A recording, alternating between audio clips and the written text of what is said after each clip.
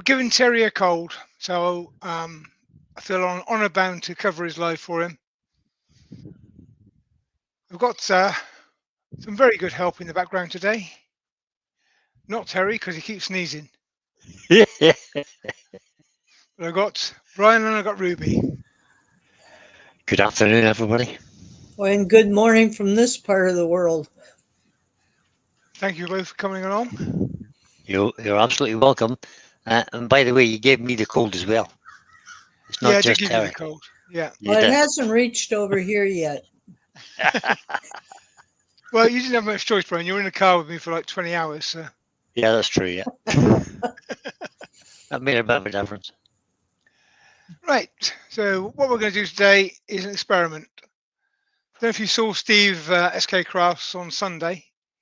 He did a bowl with a milliput inlay, and it made me think, I wonder if I can do that in a different way. So got this bit of ash. I'm going to cut a bowl out of that roughly. No, it's not going to be a major finish because this is experiments. And I've got this one that I did yesterday, which I've already put some epoxy in. So let's go through the process and find out what works and what doesn't. Usual method, a little forcing bit in the back, or the top as it's going to be. Lost my chuck key. Yeah, I haven't lost a Chucky or eyes found it already. That's all right. Yeah, he's in his right place. It's never. That's why you couldn't find it. That's it. Well, that's why I have a magnet attached to my headstock just below the controls, and my chuck keys are all attached right there. See, that works with this one, but the SK114 is stainless steel. Well, you Doesn't have stick to to a get magnet. another magnet. It doesn't stick on a magnet. Stainless doesn't stick to it's not magnetic. Right, so I'm just going to rough this up. And Which is a bit of a pain. yesterday, this was a log. Well, I got 3 pieces out of this log yesterday. But it's been sat around for a while, so it's pretty dry.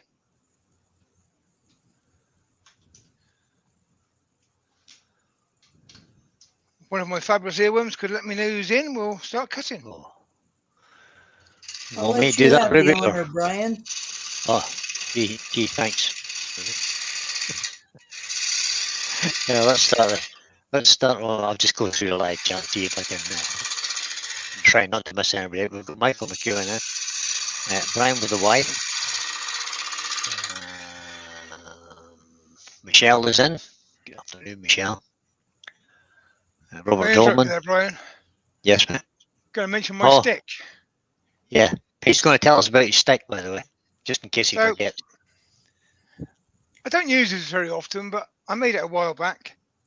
Each of these sections is a different size, different mortise size. And they got a little saw cut in the middle. So I can just line that up, bang a pencil on there, and I've got a very quick and easy way of measuring a mortise. That's 50 mil. I actually want a bit smaller, so I'll go there. I think I need to make so that's my stick. That was a good explanation, Pete. That's a good idea, actually. It was a very, very good idea, actually. I need to make one of those. Where I have 5 different size chucks. So back to who's in. Robert Dolman's in. I'm here. David J. Heath, the Guildford Carpenter's in. Todd and Glenn Cove is in and hopefully enjoying what you see. Whitey Woodshed's in. Vinton Wood Dancers. Who else? Everybody says hello to everybody, and then it takes ages to scroll down the chat. Todd, Glenn. Terry Marlett's in. Chris Dodds. Good day, Chris. Some of the Australian compadres are here. Stephen the Wood Dude is in. Stephen the Wood Dude's going to Makers this weekend. Pop in and see Stephen. I think he's on. Well, I can't remember what stand he's on. Chestnut Stand. He's on Chestnut Stand And I'm planning to pop up actually. both days. He's in on both days, I think. Steve, stick in what time you're on the stand, mate. Can't remember. Lewis, the Klondike Craftsman's in. Roger Kent's in. Who else? Who else have we got? Michelle Higgins is in. Oh, Mark Jim Woodturner's appeared. Hi, Mark. He's preparing for his holidays. And that's me at the bottom of the chat. We have 42 people watching. I didn't read out 42 names there. Cool. If I haven't I'm going read to go your for name a out, and you want to shout what I out, call a shadow just foot, which is a very shallow foot, just to give a shadow line underneath the bowl, about there.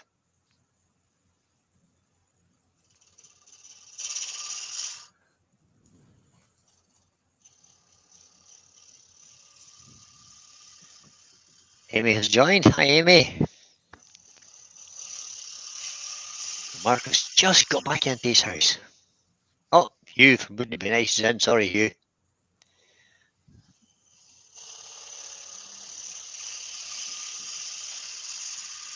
If I missed you, give me a shout. Jennifer's Crafts and Creations is in. That's too. about a 3mm foot there, so that would just give me, I said, just a shadow line under the bowl. Jennifer has just come in. Good Hi afternoon, everybody, Jennifer. welcome. Up there, the wood dude has just said he's on from 1:30 to 2:30 on both days. And he says, please bring lots of cake and coffee, because he might be hungry.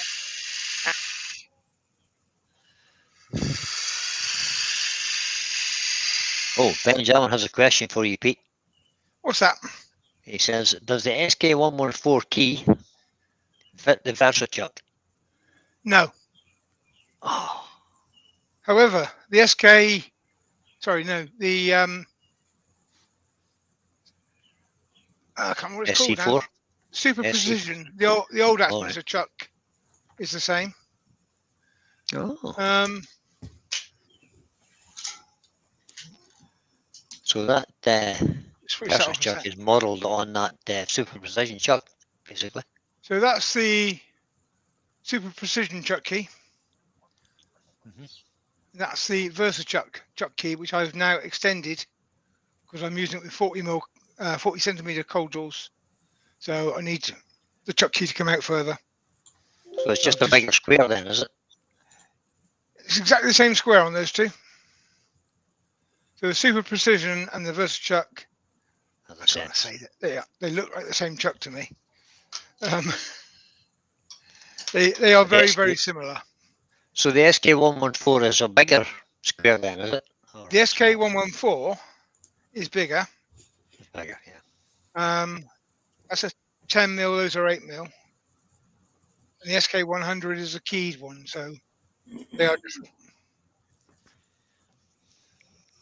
So Terry Hooper has joined us and he's asking us what's up with Terry. He's just got a bit of a bad dose of the cold. So he's having trouble. And welcome to Grandpa Jim from Michigan in the U.S. Hi, Jim.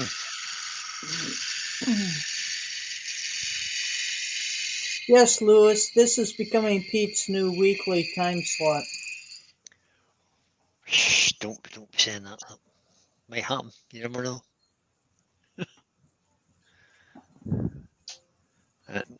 And Hugh from Wouldn't It Be Nice is stirring a little bit. He says, question, Pete, is that an SK114? Yeah, when he knows fine well it is. It's an SK114 with O'Donnell jewels on it. Yeah, you know the one I haven't got. You know that one. You know the jewels that Brian hasn't got and he can't get until he gets an SK114? Woodburn Paul's in. Hi, Paul.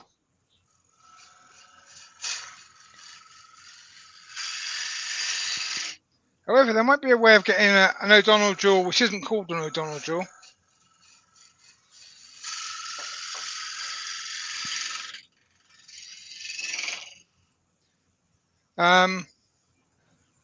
Should be a video in about 4 weeks' time, I think.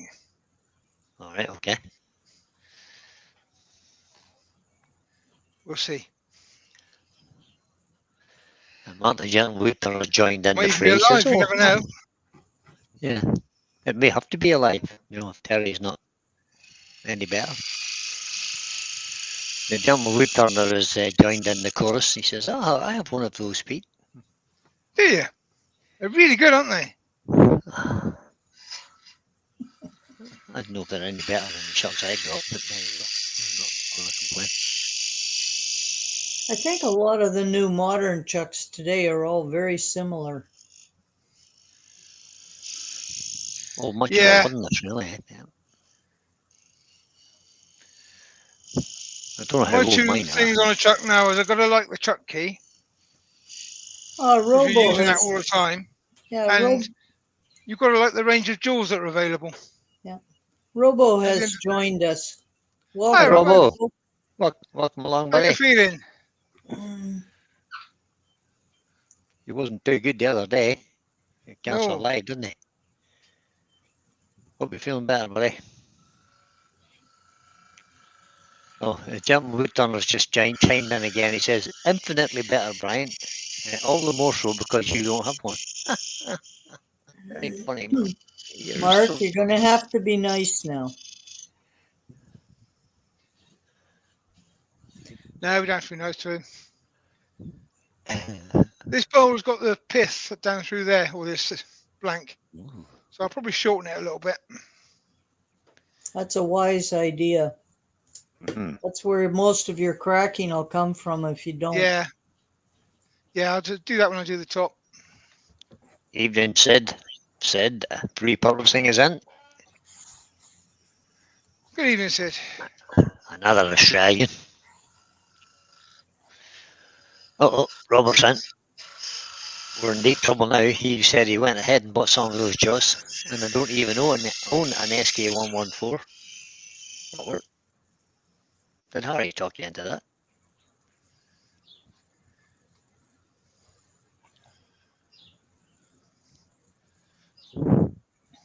That'll do. Sand it there. Boring bit now. Boring bit. Sanding. Sanding is a rather boring thing to watch, but I actually quite like it. Yeah, I quite like doing it. Quite enjoy doing it. I must be getting better because I turned a little bow yesterday, and I actually managed to start sanding at 120 grit. I thought, ooh, this is interesting. It's much better. That's a whole lot better when you can start with a much finer grit. Then you know you're making your cuts in the right direction. That's it. Yeah. And that your tools are sharp. So a nice little piece of elm, just beat sanding. A nice piece of elm yesterday. I made it into a small dish, and both the inside and the outside I managed to start at 120 grit. Quite pleased with myself, really. So if I'm doing spindle work, then I would normally start with 180 grit. If I'm doing a bowl in my own time, no cameras, then yeah, 120 is quite good. On a live, I can't cut for so I'll just use 80. For the new people that have joined us, this is a piece of ash that Pete is working on.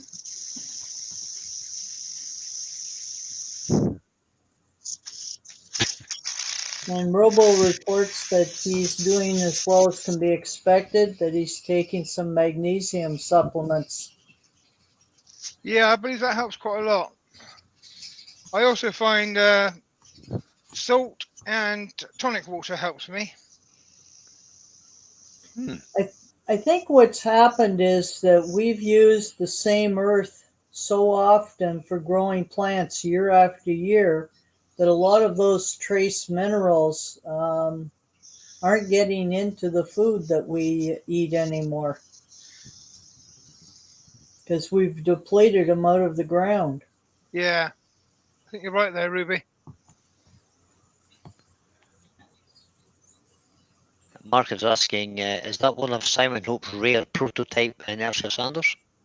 It is a Simon Hope inertia sander, and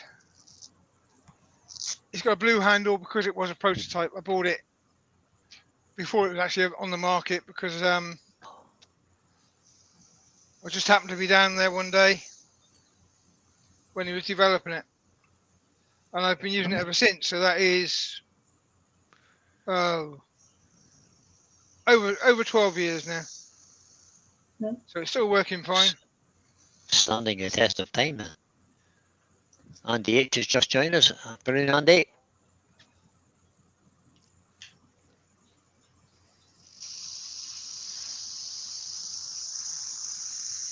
Don't know if you noticed that, but I use 80 grit to remove some of my tool marks. But I didn't touch the step of the foot with the 80 grit. Right. And when I go up a grit, then I'll do the step of the foot, but I'll do it by hand because I want the angle to be different to what I'm doing on the bowl. Says repurpose. Says tonic water has quinine in it, and the doctor gave him a quinine script. 1 tablet, cramps gone for days. Yeah. Hmm. Yeah, it is a quinine that works. But see, the trouble is, I like to dilute my tonic water a little bit. And I can't get vodka to work with a tablet. Well, it just means you have to drink more of it. Yeah, lots more. Well, Todd suggests that tonic water combined with gin is a good elixir.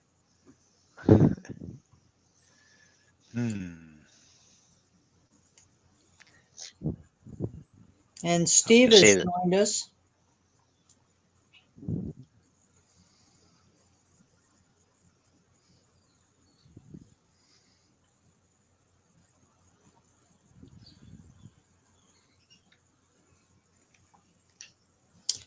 And Ash from Kitey's Shed has just joined us as well.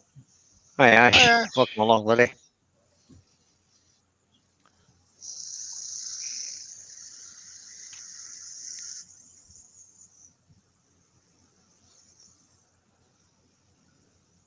Right, this is 240 grit I'm using there.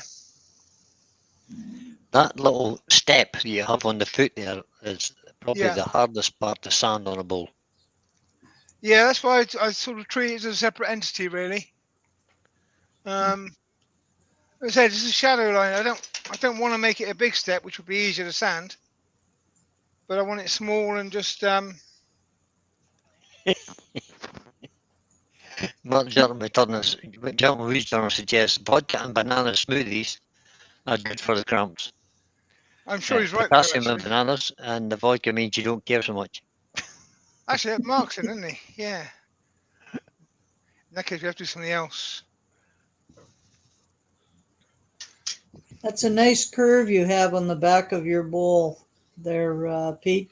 It's kind of the shape I like most for 2 reasons. One, it's a lot easier to hollow when you've got a nice curve on the outside, because your step on the inside doesn't really exist. And 2, it just pleases my eye, that shape. Right. We've got a new name in the chat, Brummy Doug 1. He says hello from a bright but cloudy Walsall. Hi. It's a new name to me. I'm just going to have a look. Is Walsall on your side of the pond? Yeah. Yeah. It's Walsall, yeah. 80 odd miles north of here.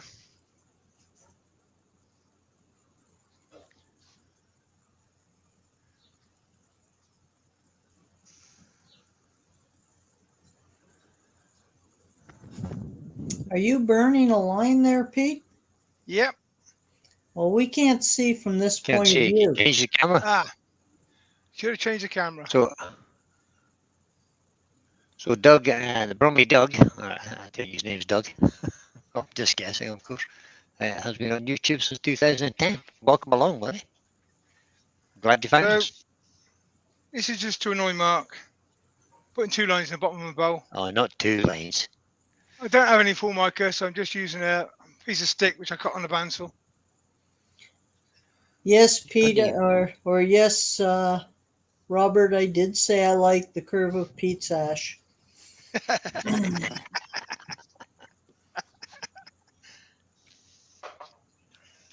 Hey, I might be an old lady, but I'm not dead. Yeah. Good attitude, Ruby. Good attitude. Totally. And I'm an old Well, man anyway, so.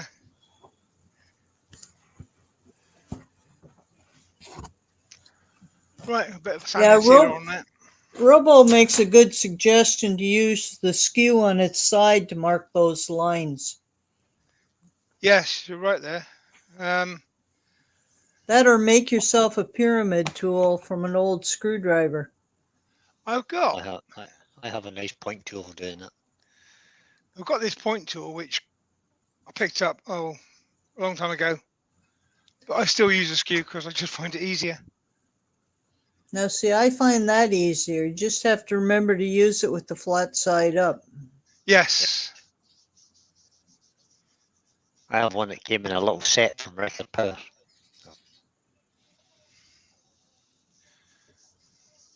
I think I bought 3 new to turning turners complete tool sets when they decided they couldn't carry on with it when I first started. So I've been using their tools ever since. When I wear out a tool, I just grab another one. So I haven't bought many tools since then. Bought a few, but not many, because I've bought them in bulk. But I did sell 2 bowl gauges to Terry earlier this year, which means I've got 2 bowl gauges left, one 3/8, one 5/8. So Mark Strong has joined us. Good afternoon, Mark. Yeah, Or Mark. good afternoon, babes, as Jennifer says.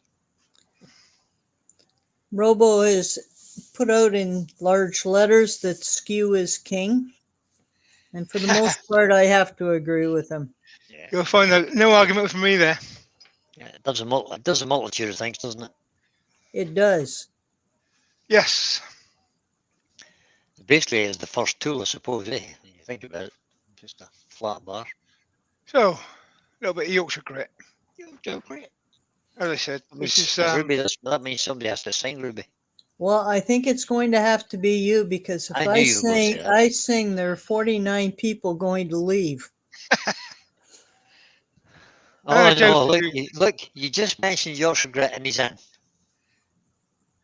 he isn't, is The he? Yorkshire grit is there. Good afternoon, Glenn. How are you? Good afternoon, Glenn. Now the question is, Glenn, what time did you have an argument with Joe? Because we've got a sweepstake Yeah, on there it. was a bit. Joe and Glenn are gritting today. There may be trouble ahead. Robo points out that you can even use the skew for opening cans. Yeah, it's great for polished tins. Yep, just pops them right Yeah. off. It's great. Makes a messy for Now, I've edge got around them, or the maybe even the point. Ashley Isles rolled edge skew fairly recently. Well, 6 months or so ago. And when that arrived, I might as well have used it as a can opener because it was sharpened in every different direction you can think of. Been sharpened on a wheel by obviously an amateur. And being very stingy with my tool steel, I put up with not having a toe on it for about 10 sharpenings. So I sort of worked it back to that point because it was that far out that I couldn't get my angles on it without burning steel away. But There's no point wasting good steel, Pete. I have to say. well, I have other skews here, so I didn't actually desperately need a toe on it because I could use another one. I mean, actually, it's a very fine tool. I do like it a lot. It's robust. Yeah, Mark is trying to show off in front of Robo here. He says, "You'll be pleased to know, Robo, that I don't do that anymore. I use your skew for a tin opener." When we were up at Steve's for his birthday the other week, he had a skew that had been basically used as a negative rate scraper. It was way out on an angle, and I returned it to a good skew and told him to start practicing with it. And he did a couple of cuts in front of us there, and he did very well with it. So hopefully, even Steve will be doing skew on the lives before long.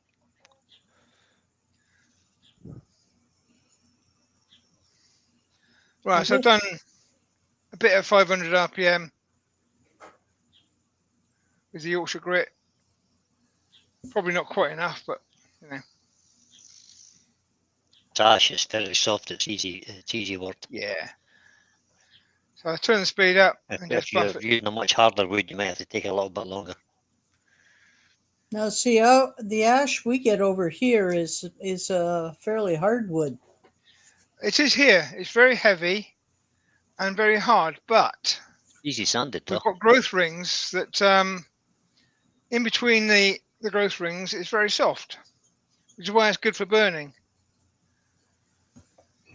If you get it just right and you burn it, or even if you sand it right, you can get a nice texture to it. You can So you get a can nice get wavy these texture. pale rings here. You can burn them very quickly and easily. Brush that off and you will get a nice rounded texture on each of the hard rings into the slight dip, which just gives it a lovely texture. And it's great for embellishing Sandblasting? waxes, things like that. Yeah, you could So, sandblast that quite easily. Yes. oh, easily, yeah. Yeah. So the wide rings It's a are lovely timber. the wide rings are the fast summer growth, and the small rings are the slow winter growth. Isn't that right? Well, that sort of makes sense, Brian. Yep. Okay, so I'm just going to face this top off, and I'm going to take that down a bit, get rid of that pith.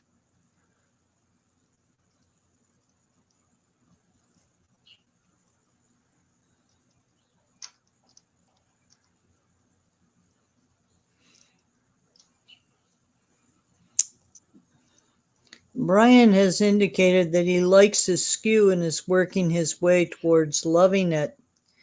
And I've kind of found that a lot of people are afraid of the skew, mainly because they've either not been taught how to use it, or not, or there's kind of self-taught. And I find if you take even a beginner turner and you teach them properly, they don't have a fear of the skew, and they find it quite enjoyable to use. Yeah, there's a kind of an inbuilt fear of the When I skew. was I think. training, I was given the skew first and taught how to use the skew before I taught anything else. I've always been confident with the skew.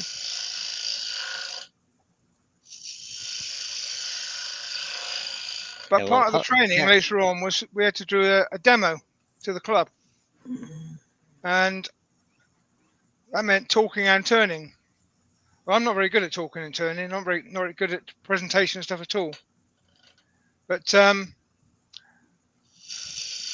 thought, okay, we'll give this a go. Well, one time I showed up at a Lee Valley store to teach a class. It was supposed to be a spindle class, basically on beads and coves and that type of thing. And unknowns to me, they promoted it as being a skew class. So I taught the entire spindle class. We did everything, beads, coves, the whole bit, everything with just the skew. And one of the end projects that the guys did where they did some wands and snowmen, and the entire pieces were all done just with the skew. And I have to say there were very few catches, and the fellows thoroughly enjoyed it. Well, yeah, when I decided I would do this thing, I, on my lathe with one of the guys from the club in my workshop, I was doing a practice demo. Everything went well until I took my eye off the work, looked at him, and described what I was doing. got a catch with the skew. The skew virtually left my hand and went towards the ceiling. I managed to catch it. And I thought, that's why you don't see it on demos very often, because it's just too easy when you take your mind off it to go wrong.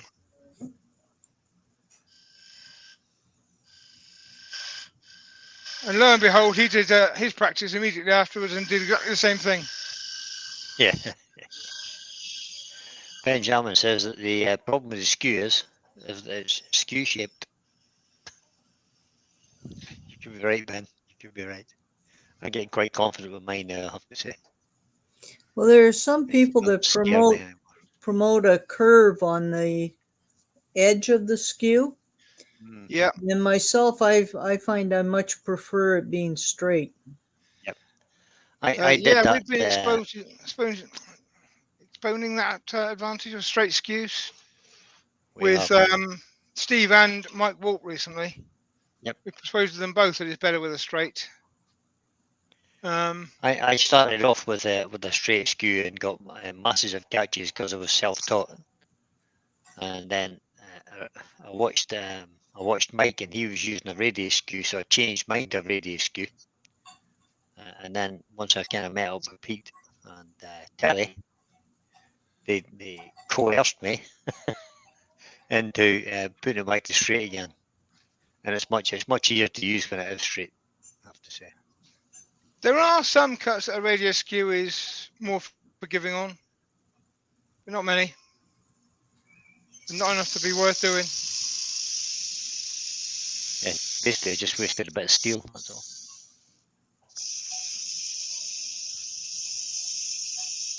Terry Hooper says, I always suggest to new turners to use ring centers to start with when first using a skew.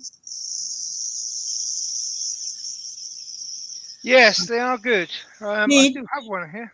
Robo has just indicated that you should check to see if your headstock is tight because he thought he saw it move a little bit. No, that's tight. Must be the camera moved. Oh, better safe than sorry, right? Yep. Yep, Thanks very much, absolutely. Robert.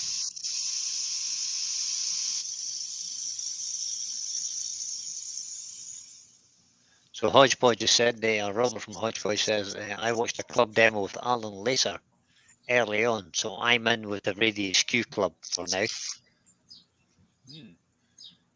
Alan Lacer is the guy who He's an promoted American who put out the Taming of the Skew. Okay. He was doing a class one day in Detroit, so I stopped into the class and just to hear what he had to say. And the reason he went with the radius skew was because it took him 3 years to figure out he couldn't use a straight skew. There is no right and wrong. Whatever works for you is right. What I find easier, I will pass along and say, well, I find that easier, but it's not necessarily the right way. Just I find it easier.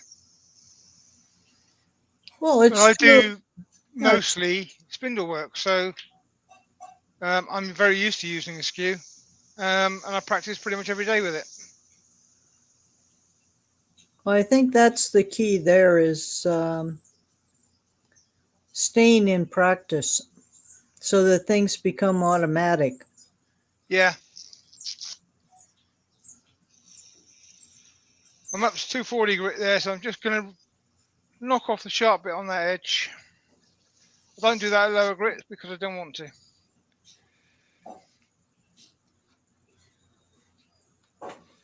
Robo says that you're right on, Pete.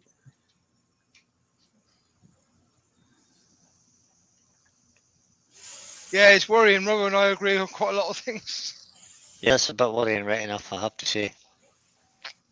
I won't disagree with either of you. I agree.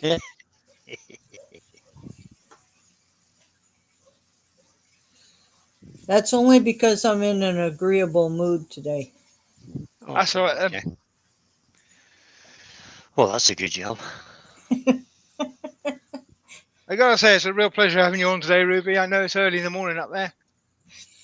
Oh, We had a I'm storm yesterday, which knocked out all your power lines yeah. and trees, and I was kind of worried that I'd have to do this from my phone for a while because I couldn't get my computer to power up at all. It kept saying that the Ethernet cable wasn't connected, and I double checked it was, and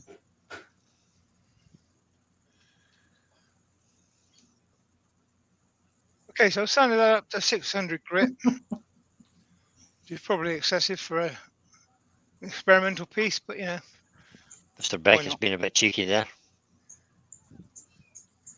What's he saying? He says it's not like you, Ruby.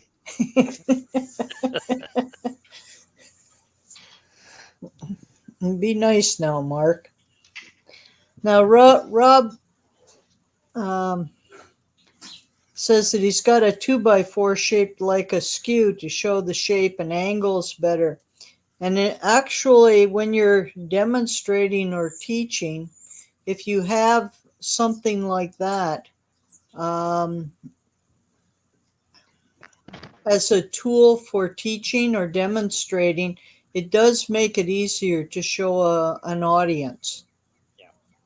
I know Yeah, when I was doing a demo once on thread chasing, I made some wooden thread chasers and quite large so that the people at the back of the room, because there were like 100 people watching the demo, would be able to see. Now Doug tell Miller's us joined us. what you're marking there, Pete. okay, so I'm going to be putting 2 color bands on this, and then cutting a bowl in the middle. So I'm just sketching out roughly where I want things to be. Yeah. I'm thinking of a bowl about that size. Yeah, Doug Miller has joined us. Hi, Doug. Welcome, Doug. And then Robo says his demo skew is 12 inches by 2 inches. You see yeah, that from the back of the room. it's exactly. You can see it from the back of the room. You can see Yep. the detail of what you're looking at. Yeah, when you demonstrate, it's quite different than when you're just talking to somebody sitting next to you, watching you do things. You have to keep that kind of thing in mind.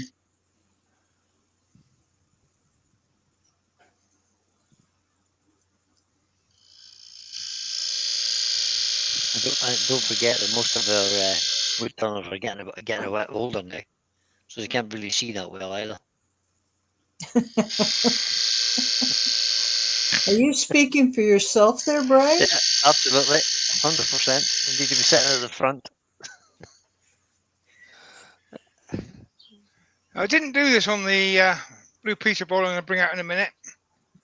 But on this one, I'm just going to put a little dovetail in there, Yeah, small dovetail. which may or may not make a difference.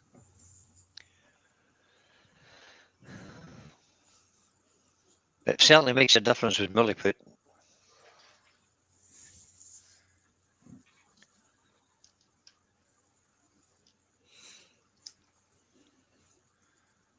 First time I saw milliput being used, it was all rolled out, and then what they did was rolled it around the brass cylinders for pens and turned pens out of them for kids. Yeah.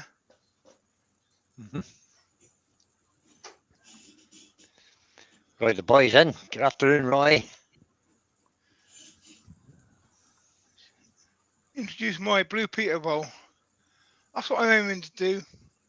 Bit of coloured plastic or epoxy resin, and then cut it off and see what happens. As I said, it might not work. I've never done this before. But to get my colours, I just use paint. So I've got 3 different ones. I've got a kids paint, which sort of worked. Got an airbrush paint which didn't work. So I won't be using that one today. That's why I've only done 2 grooves. What that did is it coagulated the glue and it went pink. So that didn't work. And I got an acrylic paste paint, which works very well. So let's just do that. This is 5-minute epoxy I'm using.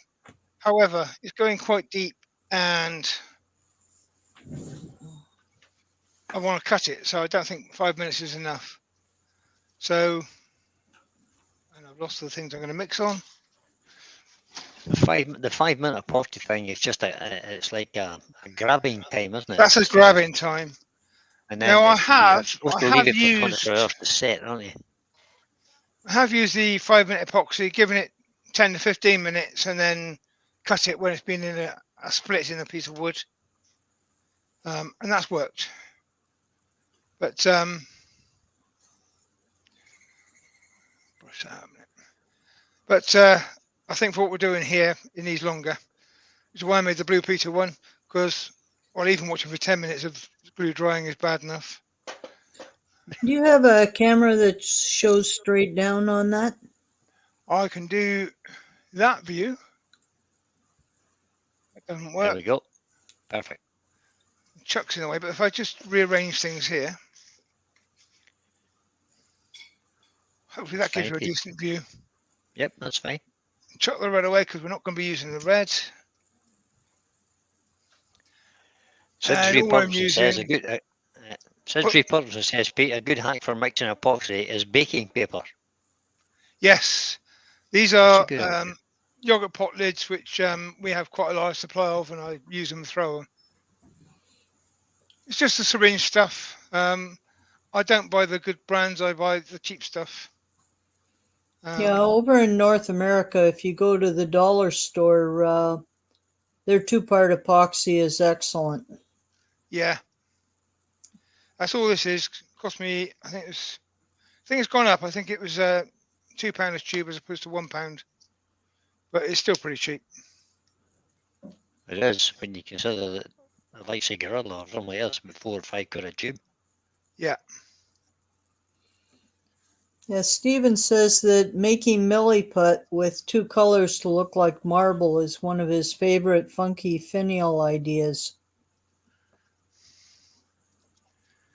Good idea, Stephen.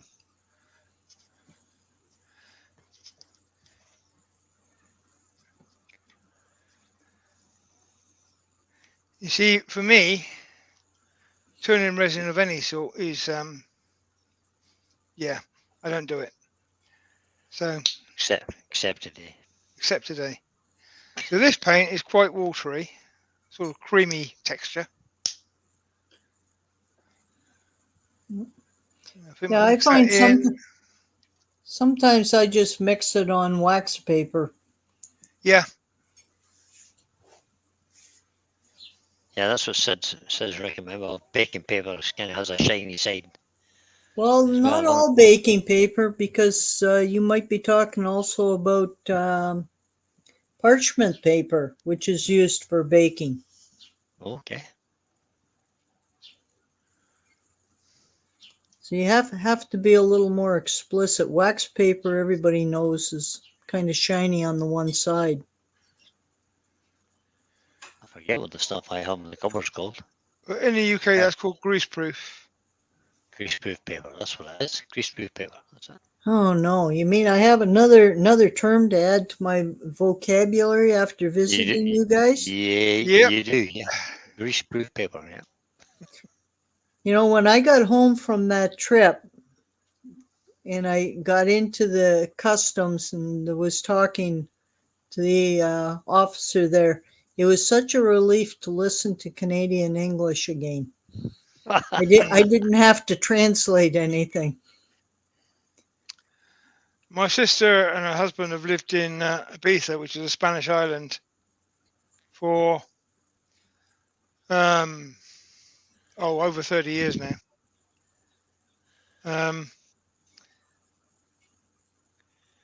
And although he's Irish, he's very fluent in Spanish. So fluent he does legal translations and stuff for solicitors. But they went to Peru for a holiday, where they speak Spanish. But what they speak in Peru is old-fashioned Spanish. It's they a had a- it's a different Spanish. Yes. They could understand it, but they had a struggle to translate it into a language they could speak. And I think the same happened in Canada and America and other English-speaking countries. They inherited the language at a point in history and developed it their own way from that point onwards. So General Woodturner's on his high horse again. Mark is saying there is no other English, no such thing as Canadian English. And Chris Dodds is telling me that I might take longer to learn how to speak Australian. Yeah. I have to laugh about English. It's not really a language of its own. It's a combination of various languages. Somebody told me the other day that if you listen to Australian and you speed it up and you take away some of the drunken slurring, it sounds just like London. So they're just laid back Cockneys. Just laid back Cockneys, yeah.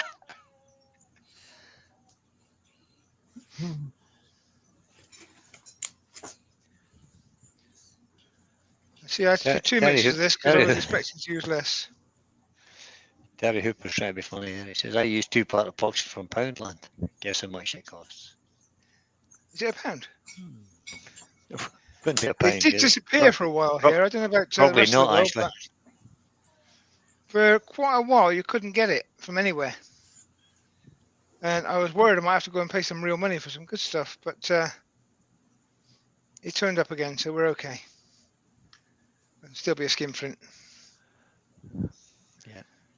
Yeah, and Lewis has said that Mark's been a little bit rude there.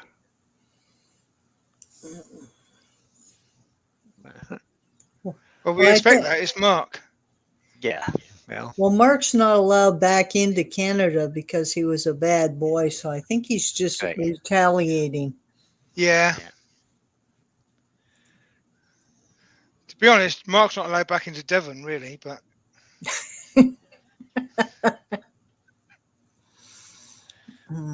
Michael McEwen says, hey, Mark, if you keep that up, we'll have to remove that gentleman connotation from your name. Ooh. Just be Mark the Woodturner then. Oh, dear.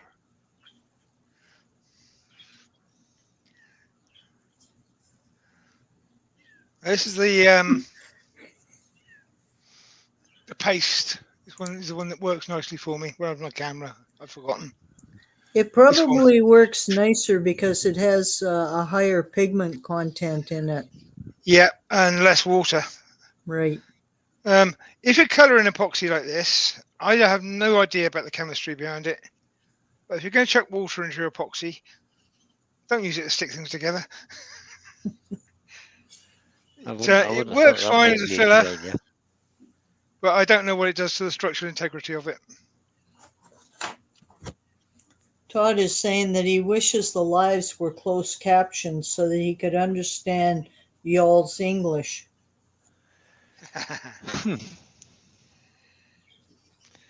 Andy H for turning, he says, at least Canadian English is easier to understand than Scottish.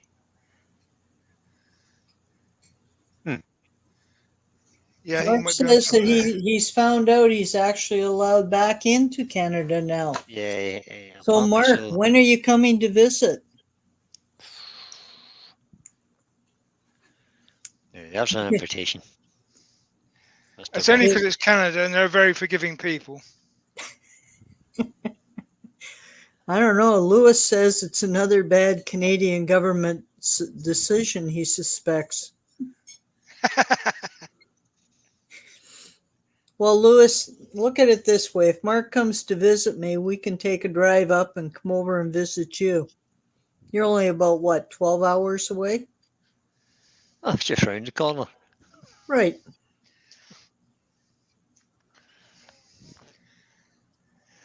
I have See, to when you laugh come at from that. a small country like this one, then it's hard to compute the distances that people do. Yep. But people who complain about having to go to Belfast, which is 45 miles away. Yeah. Well, it was funny one time when I was in Quebec, we were talking about sizes of countries and that, and people didn't realize that just in the province of Quebec alone, we could put 7 of the entire country of France. Mm. I think you could put England in one of your lakes. And Well, probably have Canada, room left over to throw in Ireland. Yeah. probably. Yeah. Canada's the second biggest country in the world.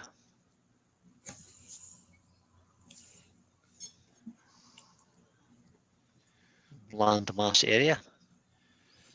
Well, Lewis is saying that I'd have to drive fast to get there in 12 hours. Ruby only does fast, Lewis. Apparently. That's And don't you true. start, Lewis. The main road going across Canada is the 401, and I can remember when the 401 actually had a speed limit of 100 miles an hour, and when they went metric, they changed it to 100 kilometers an hour, which is a substantially Very slower different. speed. Yeah. Well, they kind of messed people over too, because when they went from gallons to liters, most people didn't realize how much smaller a liter is than a gallon. And they kept the price the same. Yeah. Yeah. That was a cute trick. Did that here too. Yeah. On a lot of things. Yeah, Robbo says he's travelling around 800 kilometres to attend a turning weekend. See, if I travelled 800 kilometres in any direction, I'd end up in the sea. Yes. So, yeah, like Chris Dodd was just saying that you could take 10 Englands and put them just in the territory of Queensland and Australia. Yeah. Yeah, we live in a tiny little country over here, I have to say. We have a high population. We do. Which More bodies per square foot. has the advantage of giving us some marketing and buying power. There's a disadvantage, you can't go and buy anything because there's a traffic jam on the way. Todd says he's driving 900 miles back to Texas starting tomorrow. Well, have a safe journey, Todd. Yes, and I hope the weather's decent for you. Indeed. Okay, so there's my glue. Oh, today was Anzac Day. Kids go back to school tomorrow after 2 weeks holiday.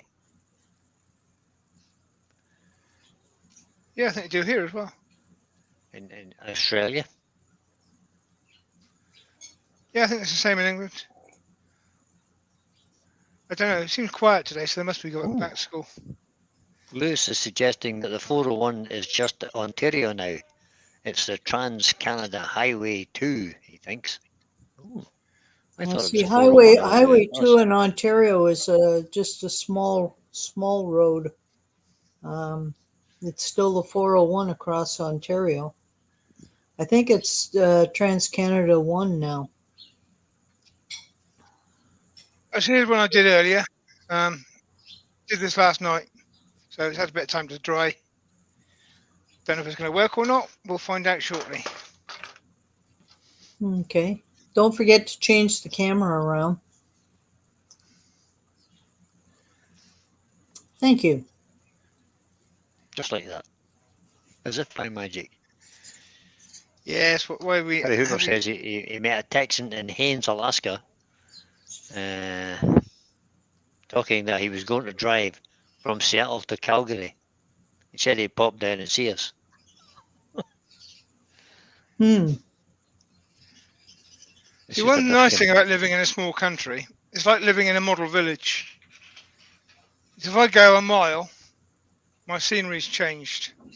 True. Sometimes less than a mile.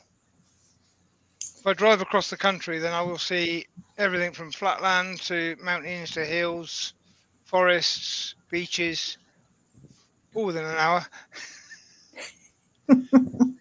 True. Lewis is suggesting Pete is going to become a resin junkie. This is how it Nope. starts, you know. Nope. This is how it starts.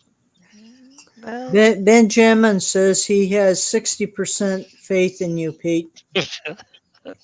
I have less than that, a lot less on this. Let's see.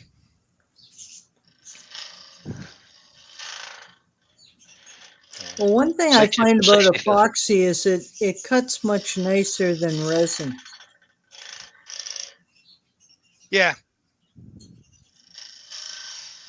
Oh, Copperell only has 40% trust in you. and I've only got 3 little So stripes of it, so it shouldn't make too much mess. he's suggesting 60% faith and 40% trust. And Todd at Glen Cove says, hashtag more resin for Brian. Yeah, no thanks, Todd. So tell us honestly, Brian, how did you feel about turning resin? The turning the resin is not that big a deal, to be honest. It turns the resin that Steve gave me turns really well with standard tools. There was no big deal turning it. It is a bit messy, but it took me all of 15 minutes to tidy up at the end. So Well, I'm possibly turning too fast, I don't know, but that is coming off quite soft. It might be that it needs another day to harden. But is it pulling out? no, I don't think it is, but it's still a bit sticky. So it's got little shavings that are stuck to it. But expecting it to be messy because it's got plastic in it, you know. It's true. Yeah, Roy's boy asking how long did it take to clean up. It took all 15 minutes, Roy. That's all. You used a Hoover then, Just slow right? it down a little bit.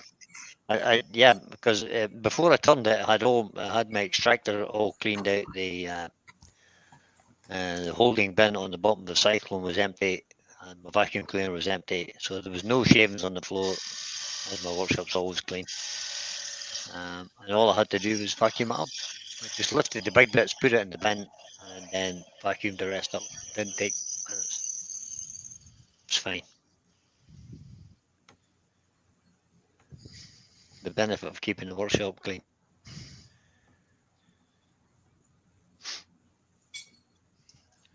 Okay, slowed it down a bit. That's down to 900 RPM. And it's a And lot. you're getting some shavings.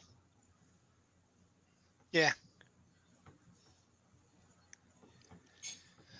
Roy, Excuse me. is that, in case you do any more, I may well do some more. I actually looked at buying some resin yesterday.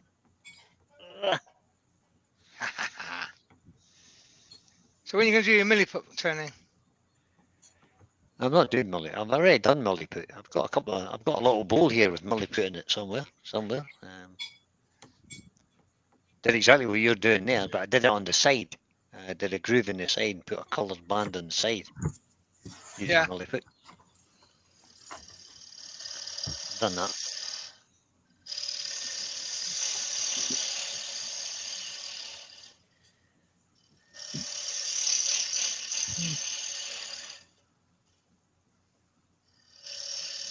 Chris Dodd says it took me a minute, must admit I've taken out to clean the dust collector. Well, see, my dust collector goes through a cyclone, so it takes a couple of minutes just to take the lid off the dust collector, the twin motor dust collector thing, and kind of shake out the paper, the bags that's on it, the kind of fabric bags. So Actually, my it's easy dust enough to collection clean. goes straight into a bin, which is picked up by the council and turned into compost. Yeah. So Well, I'm you wouldn't want to be contractually putting resin in obliged that. not to turn resin. No, you couldn't put resin in that.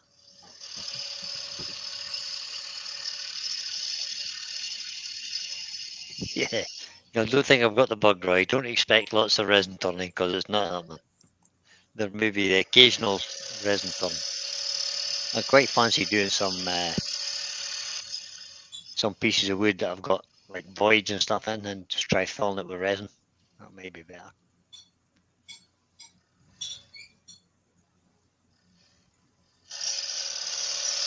Why has been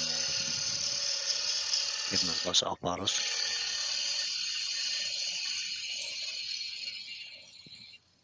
Oh, look, Terry's in. He must have woke up. Hi, Terry. Morning, Terry. Hope you're feeling better, buddy.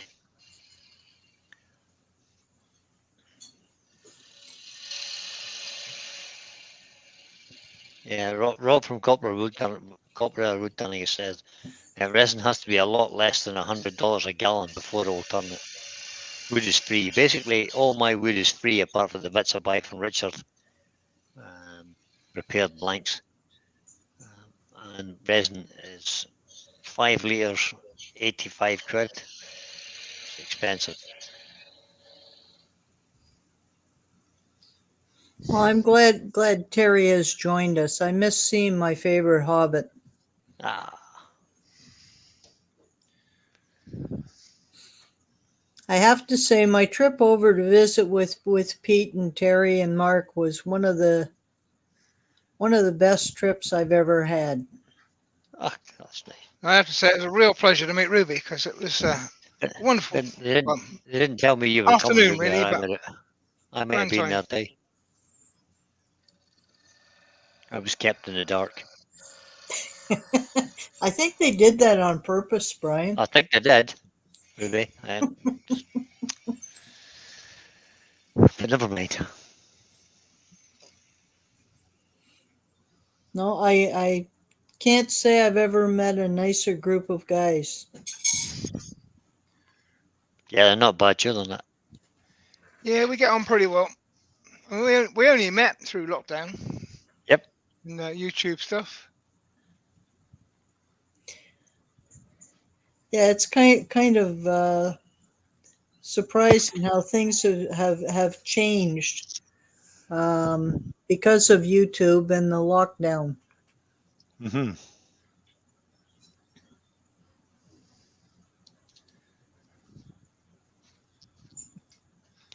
Yeah.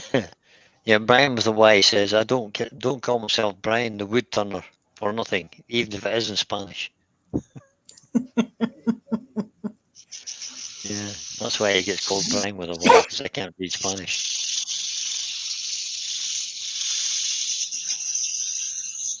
Oh, I see. Thanks, Brian and Terry. Ben Jam suggests, Ruby, you maybe need to go on some better trips.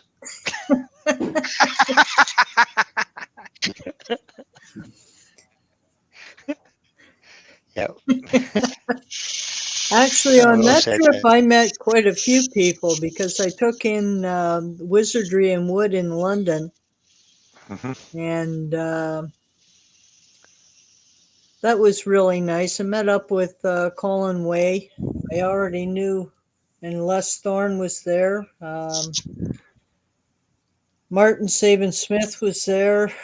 Oh, quite a few other people. And I got to demonstrate a bit on an ornamental lathe.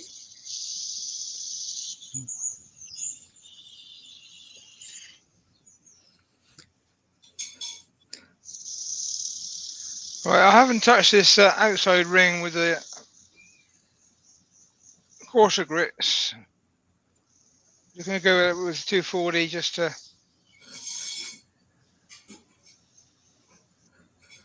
repair some of the damage my turning did. You know? damage your turning did. I can't believe that. Grin's still on? Grin's on and taking the tool marks out. Yeah, you're just removing tool marks, yeah.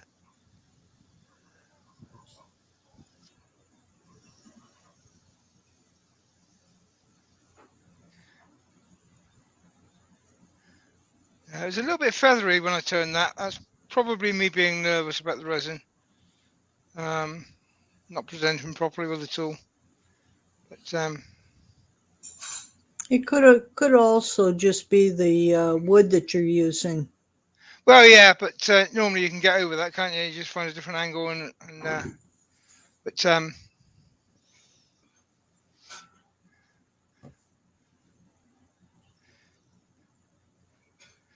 that's not too bad actually.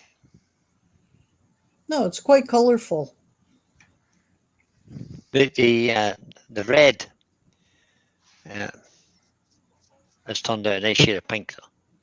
Yeah, I said the red did weird stuff to the glue as well, so I Yeah. won't be using that on the second one. But wherever again.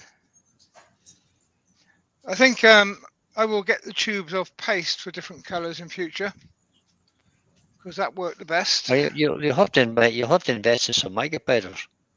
Of course, what I'm saying is for your resin turning for the future, you know. there will be no future because I ain't doing this again. Never say never, Pete. Don't always say always, but usually say usually. Well, I do use I epoxy usually for don't filling turn in resin. splits and things like that, but only small amounts. Hugh has got to go. He says it's time for him to turn the lathe on. That's a great reason for leaving. That's a brilliant reason. See you for later, leaving. Hugh. Take it easy, buddy. Well, Now, I don't think we're going to get the shine on this that you would get with a real resin because it's soft plastic, not hard plastic. But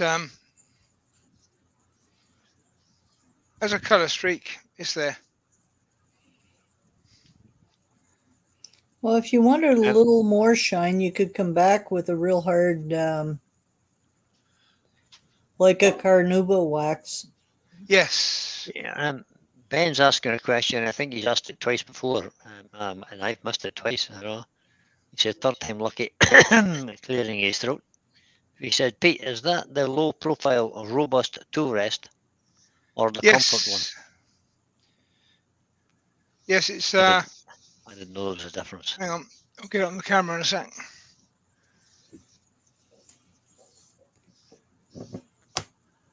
Yes, Hugh, I'm on tonight, 8 o'clock. It's a low profile. Suppose I could put the link in. I'm getting used to it now. This top hardened steel bar is quite a small diameter. And it was throwing my eye out trying to get my positions right because I'm used to a larger bar. I just kept finding I was cutting and thinking something's wrong. Then I just had to adjust the tool rest. But now I'm used to it, it's fine. But I bought the low profile because I can get my hand in behind it if I'm doing something delicate. But there's still plenty of room here to slide your hand, and it's beautifully smooth. All right, I spent the money, so I've got to justify it, but it is overpriced, but it is nice. I find because I have small hands, I have a tendency when I'm doing something delicate that I go over instead of under the tool rest with the left hand. Yeah. Again, you adapt different methods to suit what you're doing. And your build. And your build, yeah. I have to say, on the Harrow lathe, I really like that feature where you can turn the headstock towards you and not have to lean over the bed when you're hollowing. Yeah. I found after a full day's turning, it really took it easy on my lower back. Mm-hmm. Yeah, even if you're just doing a small bowl, it makes all the difference just to be able to bring it around 15, 20 degrees. So you're standing straight at it, so you don't have to lean over. What is the diameter of this bowl, Pete? This one, quite small. 7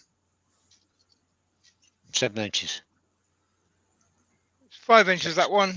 Oh, the other one is 7 inches. Well, you're such a giant, it's hard for us to tell. Yeah. I know. I did the truck video I did the other day, and I put the truck in my hand. I thought, oh, I better say how big it is because it looks tiny. But it's a 4-inch truck, and it fits comfortably in the palm of my hand. That's the link for. I've just popped the link in for my video for tonight, or my live for tonight, Pete. Grand job. 8 o'clock. Thank you, mate. 8 o'clock. Let's see. 8 o'clock this evening. Yep. Unfortunately, I have a doctor's appointment at that time. If There I get may back be in time, burning. I'll try and drop in and visit you, Brian. Thanks, Ruby. That would be appreciated. So what are you going to do? Now. I'm turning a. I'm not sure if it's going to be a bowl or a platter. 100% yet, but I'm going to do some texturing and some burning and adding some colour. Oh, lots of things happening. See, it was being good and being tidy like Brian tells me to be. So I moved my bin out of the camera shot. Now I can't find it to chuck things in it. The gentleman Okay, who's so says you might be available for tonight. I'll send you the link, Mark. yeah, I'll be available tonight if you need me. I will be sending you the link. Oh, you definitely have to be there. Ben is saying that he doesn't think it's overpriced given that the Nova version comes in at about £40 for a similar thing. Yeah, Oh, I mean, the tool rest. What price was your one, Pete? 60. 60 quid. 60 quid for a tool rest. It's quite expensive, I thought. But it's a 9-inch one, mine, so it's it's a fairly adaptable size. It does a lot of jobs. And you guys are being very unkind today because Michelle's in, and everything's $12.99, guys. You know this. Yeah, that's what I said. The robust is overpriced. It should be $12.99. One day, Pete, you might have to do a small hollow form using your Sorby Hollow Pro. I've got a video out there of me doing that, which was I cut it in half at the end, and it blew me away how good it was. Because I didn't sand it, I just cut it in half. Between the hollowing tools I was using, which is the Brother System 2 and the Hollow Pro, and a beautiful finish inside, and it's 14 inches deep, which is it's the extent of my workshop because I've got to stand outside the doors to cut that deep. Well, this is true. That's what you get for turning your lathe the wrong way around. But it'd be worse if I hadn't, because I'd have to stand outside the window then. Keith from Circular Woods in.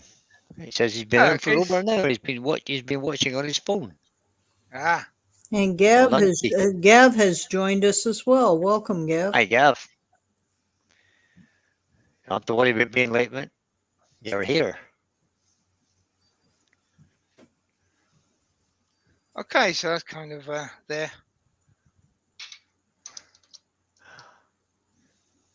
Ben says it's £67 now. I definitely won't be having one. It's gone up in price. What hasn't gone up in price? Yeah, no. Let me think, Ruby. No, can't Right, think of so anything. a cheap way of putting some coloured rings into a bowl. Bring my earworms back in. That's very nice, Pete, actually. I like that. It works. I mean, as I said, I've not done it before. I have used the colouring of glue to fill cracks. I've never deliberately done it, and I just expected the whole lot to fall out, to be honest. But it works. And the bowl I cut today, I put that little dovetail on that one, so I know it won't fall out. And I've gone a bit bigger with the bands because I'm more confident it's going to stay in there. But as I Good. said, I've never done it like this before, so it was an experiment, and it kind of worked. Well, it's nice that you chose the blue and the yellow for Ukraine as well. Yes, definitely that was in my mind. But But also, Benjamin suggests, Pete, Benjamin suggests that the only thing that hasn't gone up in price is the earworm's salary. well, you know, Yeah, they're good if value only. for money, the earworms. Well, being worms, we don't eat a whole lot. Yeah, just as well, eh? Thanks everybody for coming in. I hope you enjoyed that. It was quite fun for I me, did, even though it certainly. was turning resin. Well, it gives other Yeah. people a chance to see what it's like to turn something that they haven't tried yet. Yeah, and if you haven't turned Milliput, be sure to watch Steve next Sunday when he finishes that one off. Yes. He did a lot more in the pattern of his work because he's practiced it before. He knows what's going to work and what isn't. I just kept it very simple because I just wanted to know if the glue was going to stay in there. Terry Um, Hooper is asking, Pete, how deep was the groove? the groove was about 3 mil deep on the first one, about 5 mil deep on today's one. I think what's important is if you undercut it a little bit, kind of on a Yeah. taper, so that it'll hold the glue better. Yeah, Yeah, as almost you like would with almost like a little pewter or dovetail. anything like that. You put a slight dovetail on the inside, and it will stay in. Mhm. But we've got Brian on tonight. Indeed. I don't know if it's Keith or Andy tomorrow lunchtime, but Yeah, one of those two will be on it's lunchtime. Keith at 1 o'clock and Andy at 8 o'clock tomorrow. Ah, brilliant. Yeah, I've seen the comment. Thanks for that, Keith. Then we got Wayne Wednesday. Yep. You're not doing 30 this week, are you, Brian? It's a bit up in the air yet. I might be on a Thursday. I might not. We'll see. Yeah. Depends how the weather goes Yeah, it and depends how on the busy I weather. am at the yard. I may And actually have either to stop Saturday or doing Sunday, Thursdays. I'm not sure which day, I'm going to jump on a bike and head up to Creatives for a day. So hopefully I'll see some people up there. And thanks for coming in. And it's goodbye from Ruby. And thanks for inviting me. You're very welcome. And goodbye from Brian. Goodbye, everybody. Bye from me. Cheers, everyone. Bye bye. Goodbye.